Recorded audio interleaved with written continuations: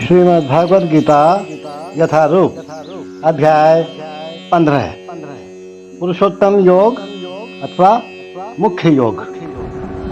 The yoga of the supreme person. श्लोक 2। देखो, पिछले श्लोक में भगवान ने अश्वत्थ वृक्ष के बारे में बताना शुरू किया था और उसी को आगे बताते हुए भगवान इस श्लोक 2 में अर्जुन को अर्थात हम सबको क्या कहना चाहते हैं, सुनते हैं महाराज। अधश्चोर्ध्वं प्रसृतास्तस्य शाखा गुण प्रवृद्धा विषय प्रवाला अधश्च मूल्यान्युशन्ति तानि कर्मानुबन्धिनी मनुष्यलोके। एक बार पुनः सुने। अधश्चोर्ध्वं प्रसृतास्तस्य शाखा गुण प्रवृद्धा विषय प्रवाला अधश्च मूलान्यनुशन्ति तानि कर्मानुबन्धिनी मनुष्यलोके। भगवान कहते हैं, उस अश्वत्थ वृक्ष की व्याख्या करते हुए आगे कह रहे हैं भगवान कि ये जो वृक्ष है इसकी शाखाएं ऊपर तथा नीचे फैली हुई है और प्रकृति के 3 गुणों द्वारा पोषित है। ये बढ़ती कैसे है? प्रकृति के 3 गुणों के द्वारा अर्थात भगवान की माया के द्वारा। इसकी टहनियां क्या है? इंद्रिय विषय हैं और इस वृक्ष की जड़ें नीचे की ओर भी जाती हैं जो मानव समाज के सकाम कर्मों से बंधी हुई है। देखो, अश्वत्थ वृक्ष की यहाँ पे और आगे व्याख्या करते हुए भगवान कहते हैं कि इसकी शाखाएं चतुर्दिक फैली हुई हैं। चतुर्दिक का मतलब चारों दिशाओं में फैली हुई हैं। निचले भाग में जीवों की विभिन्न योनियां हैं, जैसे मनुष्य है, पशु है, घोड़े हैं, गाय है, कुत्ते हैं, बिल्ली है आदि। और ये सभी वृक्ष की शाखाओं के निचले भाग में स्थित हैं। लेकिन ऊपरी भाग में जीवों की उच्च योनियां हैं। अब उच्च योनियां कौन सी हैं? जैसे देव, देवता लोग, गंधर्व तथा अन्य बहुत सी उच्चतर योनियां हैं। जिस प्रकार सामान्य वृक्ष का पोषण जल से होता है, जो सामान्य वृक्ष होता है ना, सामान्य पौधा होता है, पेड़ होता है, तो उसका पोषण हम कैसे करते हैं? जल के द्वारा करते हैं। लेकिन इस वृक्ष का पोषण कैसे होता है? प्रकृति के 3 गुणों से होता है। कभी कभी हम देखते हैं कि यदि जल नहीं देते हैं, जल नहीं मिलता है, तो कोई कोई भूखंड वीरान हो जाता है और कोई कोई खंड लहलाता है। इसी प्रकार जहाँ प्रकृति के किन्हीं विशेष गुणों का आनुपातिक आधिक्य होता है, वहाँ उसी के अनुरूप जीवों की योनियां प्रकट होती हैं। आप समझ रहे हैं महाराज?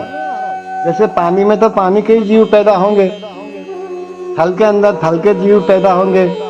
तो जिस प्रकार के गुणों की अधिकता होती है, उसी प्रकार के जीव वहाँ पे पैदा हो जाते हैं, उसी प्रकार की योनियों में पैदा होते हैं। अच्छा, वृक्ष की टहनियां क्या है? ये इंद्रियों के विषय हैं। विभिन्न गुणों के विकास से इस विभिन्न प्रकार की इंद्रियों का हम विकास करते हैं। और हम मतलब होता तो भगवान के द्वारा ही है। और इन इंद्रियों के द्वारा हम विभिन्न इंद्रिय विषयों का भोग करते हैं। और शाखाओं के सिरे क्या है? ये इंद्रियां हैं, जैसे कान है, नाक है, आँख है इत्यादि, जो विभिन्न इंद्रिय विषयों के भोग में आसक्त हैं। और टहनियां क्या है? शब्द है, रूप है, स्पर्श आदि इंद्रियों के विषय हैं। और इनकी सहायता कौन करता है महाराज? वो है राग और द्वेष। बस सारी बीमारी की जड़ यही है महाराज। राग और द्वेष, किसी से तो ज्यादा लगाव, ज्यादा मोहब्बत, और किसी से द्वेष यानी किसी से ईर्ष्या करना। अब आप देखो, ये कृष्ण भावना भावित व्यक्ति का कार्य तो हो नहीं सकता। शुद्ध वैष्णव तो ऐसा कर नहीं सकता। भगवान का शुद्ध भक्त तो ऐसा करेगा नहीं, क्योंकि वो तो समस्त योनियों में भगवान को देखते हैं, सब जगह कृष्ण को देखते हैं, सब जगह भगवान ही नजर आते हैं उनको। तो ये राग द्वेष उनमें नहीं होता है। और ये जो राग द्वेष होते हैं, ये विभिन्न प्रकार के कष्ट तथा इंद्रिय भोग के विभिन्न रूप हैं। यही समस्या मुसीबत के कारण है। सारे कष्ट जो होते हैं हमको, वो राग द्वेष के कारण ही होते हैं। जड़ में यही है। धर्म अधर्म की प्रवृत्तियां इन्हीं गौण जहां से उत्पन्न हुई मानी जाती हैं, जो चारों दिशाओं में फैली हुई है। वास्तविक जड़ तो कहाँ है? ब्रह्मलोक में है, और हमें वहां तक पहुंचना है। किंतु अन्य जड़ें मर्त्य लोक में है। अब जब मनुष्य उच्च लोकों में पुण्य कर्मों का फल भोग चुकता है, तो वह इस धरा पर, इस मृत्यु लोक में वापस उतरता है और उन्नति के लिए सकाम कर्मों का नवीनीकरण करता है। ये मनुष्य लोक कर्म क्षेत्र माना जाता है। यहाँ पे आके विभिन्न प्रकार के काम करने भगवान ने आपको बुद्धि दे दी। कृष्ण को जानने का प्रयास करो, वैदिक अध्ययन के द्वारा करो, अच्छे सत्पुरुषों की संगति के द्वारा करो, भगवान में भरोसा करो, श्रद्धा रखो, विश्वास रखो, तब तो कृष्ण भावना भावित होंगे। और जब कृष्ण भावना भावित होंगे, तो इस जो ये पेड़ उल्टा है, इसकी जड़ तक आप पहुंच जाओगे। और जड़ में कौन है? ब्रह्मलोक है, अर्थात ब्रह्मा जी है। ब्रह्मा जी कहाँ से पैदा हुए हैं? भगवान के नाभि कमल से। जब ब्रह्मा जी तक पहुंच जाओगे, तो भगवान तक पहुंचना बहुत आसान है। भगवान को जानना बहुत आसान है, भगवान को समझना आसान है। कुछ करो तो सही भाई, बिना करे ही कहते हो भगवान कहाँ है, कृष्ण है क्या, आपने देखा है क्या? अरे भाई कुछ करो, देखने के लिए प्रयास करो, तब तो भगवान को समझ पाओगे।